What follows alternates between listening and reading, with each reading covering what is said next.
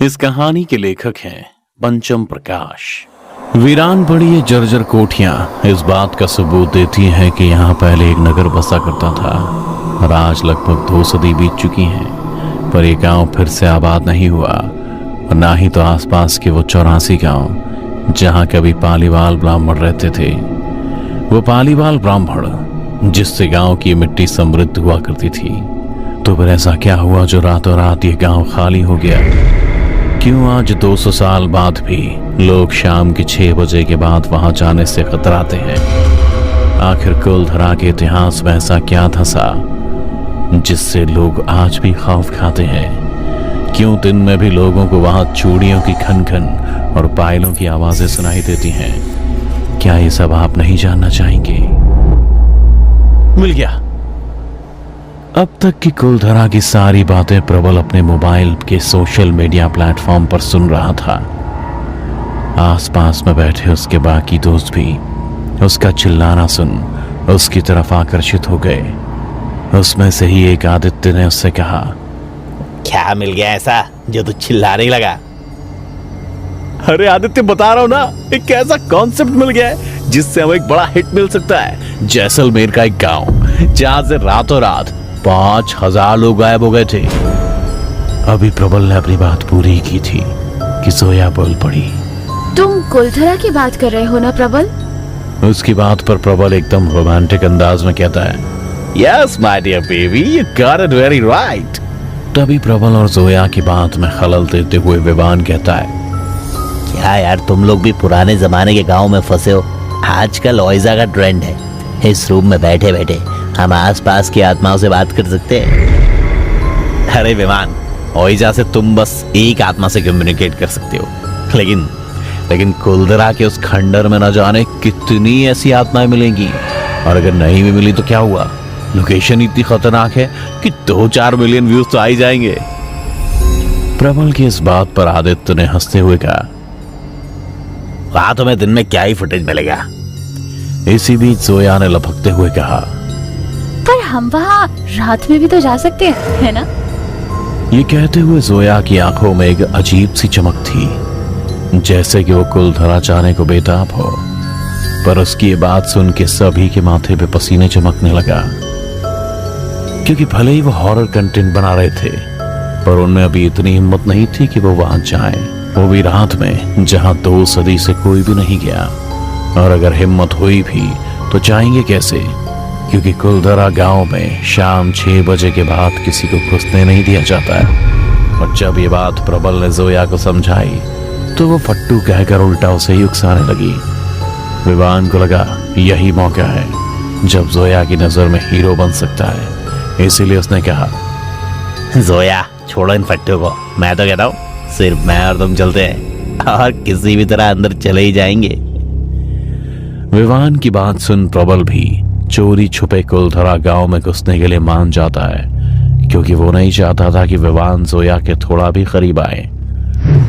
अगली सुबह सभी गाड़ी में कुछ जरूरी सामान लेकर कुलधरा के लिए निकल जाते हैं। वहां पहुंचने से कुछ किलोमीटर पहले उन्हें कुलधरा का एक साइन बोर्ड दिखाई देता है और उसके थोड़ी दूर आगे एक बुढ़िया, जिसके पास पहुंचते ही प्रबल गाड़ी रोक देता है। गाड़ी का शीशा नीचे कर जैसे ही जोया उस बूढ़ी औरत की तरफ देखती है, वो सख्त लहजे में उनसे कहती है, क्यों आई है यहाँ? अब चली जा यहाँ से, तेरी वजह से ये भी मारे जाएंगे। उसके इस खतरनाक आवाज के सुन प्रबल ने गाड़ी को आगे बढ़ा दिया और जोया से कहने लगा, लगता है तुम्हारी दूर की वासी है, बहुत दिन से मिली नहीं है इसलिए तुमसे गुस्सा है।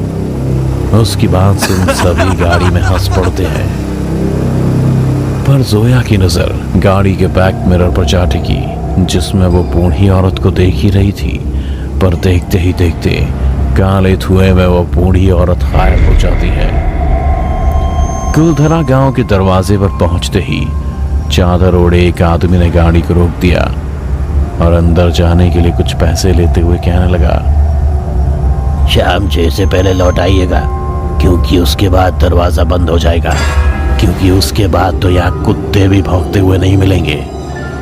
प्रबल उसे ये कहते हुए गाड़ी के अंदर ले लेता है कि वो टेंशन ना ले, क्योंकि ये चारों दोस्त तुरंत अंदर जाकर वापस आ जाएंगे और लगभग 5 बजे के बाद वो गाड़ी बिना कहीं रुके कुलधरा गांव से बाहर भी निकल जाती है।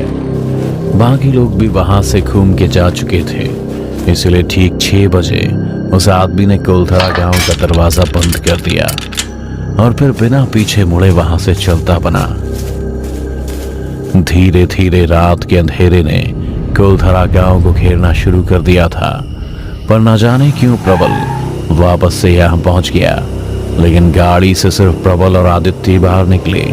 एक के हाथ में हथौड़ा तो दूसरे के हाथ में कैमरा था, जिससे वो दुनिया भर को ये दिखाना चाहते थे कि वो है असली डेयर डेविल्स, जो कुलधरा जैसे हॉन्टेड विलेज में भी रात गुजार सकते हैं। इधर वो दोनों दरवाजा का ताला तोड़ रहे थे ताकि वहां पहुंच सके जहां उन्होंने सोया और विवान को छोड़ा था, ताकि वो शाम 6 बजे से उनके पहुंचने तक का शॉट ले सके। उन दोनों ने कुलधरा गांव के अंदर जगह जगह पर कैमरे सेट कर दिए ताकि पूरे रात की एक्टिविटी कैमरे में कैद हो सके। और इधर विवान को भी अच्छा मौका मिल गया कि वो जोया को अपने दिल की बात कह सके, इससे पहले कि वो पूरी तरह से प्रबल की हो जाए। दोनों अंदर अंदर घूमते घूमते उस घर तक पहुंच गए थे जहां से इस गांव के खाली होने की कहानी जुड़ी थी। जोया ने जैसे ही उस घर की चौखट पर पांव रखा, हवा का तेज झोंका चलने लगा। बंद अंधेरे कमरे से चमगादड़ों का झुंड निकलने लगा और चौखट पर खड़ी जोया के लहराते बाल ने उसके सुंदर रूप को विकराल बना दिया। वैसे तो विवान इस सभी चीजों से खुद डर चुका था, पर जोया के सामने हीरो बनने के लिए वो कहता है, जोया तुम डरना मत, मैं हूं तुम्हारे साथ। ये कहते हुए उसने जोया का हाथ पकड़ लिया, पर जैसे ही उसने हाथ पकड़ा जोया बेहोश होकर जमीन पर गिर पड़ी। एक पल के लिए तो विवान के होश उड़ गए और वो उसे जगाने की कोशिश करने लगा, पर जैसे ही उसे ये पता लगा कि जोया सिर्फ बेहोश हुई है तो उसके अंदर का जानवर जाग गया और वो जीन्स टॉप में बेहोश जोया के सुंदर शरीर को ऊपर से नीचे तक निहारने लगा। उसके बगल में लेटकर उसे छूने लगा, पर इससे पहले वो कुछ कर पाता, जोया ने एक झटके में अपनी आंख खोली और उठ खड़ी हुई। विवान भी खड़ा होकर उसे समझाने की कोशिश करने लगा कि वो तो बस उसे जगाने की कोशिश कर रहा था। तभी जोया बोली, तुझे क्या लगता है सलीम सिंह, ये सब करके तू मुझे पा सकता है? कभी नहीं पा सकता है तू मुझे। ये कहते ही जोया के शरीर पर वो कपड़े लिपट जाते हैं जैसा कि आज से 1.5-2 साल पहले गांव की लड़कियां पहनती थी। इधर विवान का शरीर भी अकड़ने लगता है, मानो जैसे कि किसी ने इसके शरीर के अंदर प्रवेश किया हो, और वो भी देखते ही देखते किसी राज्य के दीवान का अवतार ले लेता है। दूसरी तरफ प्रबल और आदित्य भी कुलधरा गांव के अंदर पहुंच गए थे और गांव के मंदिर के पास ही उन्होंने अपना सारा सेटअप लगाया, जहां से वो अपनी सभी वायरलेस कैमरे का लाइव फुटेज देख सकते थे। आदित्य अपने काम में लगा था, पर प्रबल के चेहरे पर अभी भी चिंता की लकीरें खींची हुई थी। एक तो उसे जोया को विवान के साथ छोड़कर जाना पड़ा, और दूसरा कि अब वो बताए हुए जगह पर पहुंचे क्यों नहीं। तभी उसे आइडिया आया कि क्यों ना कैमरे की मदद से देखा जाए कि वो दोनों हैं कहाँ। अभी प्रबल के मन में आइडिया आया ही था कि इतने में आदित्य ने चीखते हुए प्रबल को अपने पास बुलाया और उसके सर से टप टप कर पसीना बहा जा रहा था, क्योंकि स्क्रीन पर उसके सामने जो दृश्य था वो किसी के भी रोंगटे खड़े कर देने वाला था। जिस गांव को वो खुली आंखों से खंडर देख पा रहे थे, वो उनके स्क्रीन पर आबाद दिख रहा था और वहां लोगों में चहल पहल भी थी। तभी उसकी नजर स्क्रीन पर जाती है जहां कोई उसे घोड़े पर नजर आता है। जब वो स्क्रीन को बड़ा करता है तो वो कोई और नहीं बल्कि विवान होता है, एक दीवान के लिबास में, जिसने अपने आगे जोया को जकड़ रखा है और उनके आगे पीछे सैनिक भी थे। प्रबल ये सब देखकर कुछ समझ नहीं पा रहा था कि क्या हो रहा है। आखिर इस वीरान गांव में इतने सारे लोग आए कहां से, और विवान और जोया ये क्या कर रहे हैं। ये सब सोचते हुए उसे किसी गहरे संकट का एहसास होने लगता है। तभी उसका ध्यान उस स्क्रीन से निकलने वाली आवाज पर जाता है, जहां सलीम सिंह के रूप में विवान कहता है, कुलद्रावासी, भले ये आपका गांव है, पर मैं हूं आपका दीवान सलीम सिंह, जिसकी यहाँ हुकूमत चलती है, इसलिए मेरी सेवा करना आपका धर्म है। और ये लड़की जो इस वक्त मेरे शिकंजे में है, उसे अपना अपराधी समझने की भूल ना करे, क्योंकि इनका अपराधी तो मैं हूँ, जो इनके रूप और यौवन को देख दूर नहीं रह पा रहा।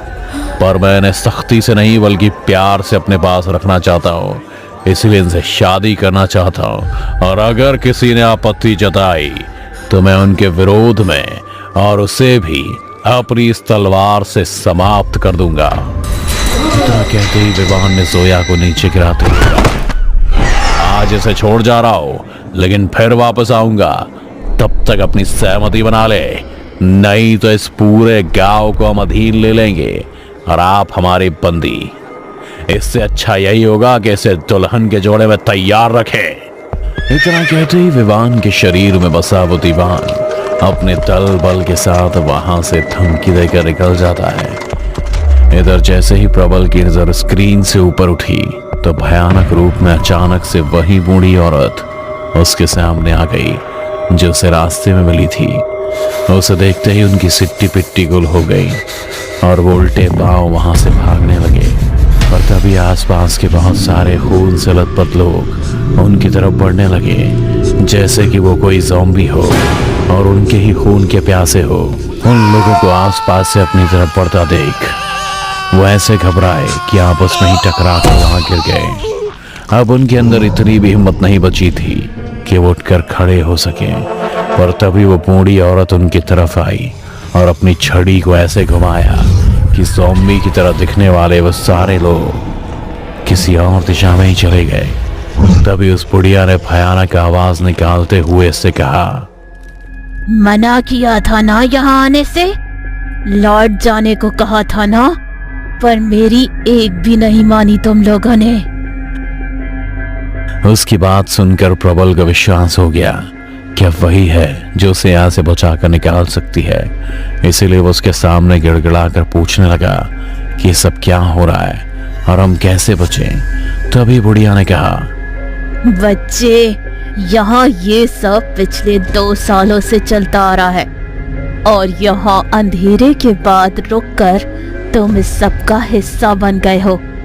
जहाँ तक बात रही यहाँ से बच निकलने की, तो उस लड़की के कारण ही तुम सब यहाँ फंसे हो और अब वही तुम्हें यहाँ से बचा सकती है। उस लड़की को सलीम सिंह से बचाने के लिए आज रात फिर सभी गांव छोड़ यहाँ से निकलेंगे। उन्हीं के साथ बाहर निकल जाओ, नहीं तो सलीम सिंह तुम्हें छोड़ेगा नहीं। और ध्यान रहे,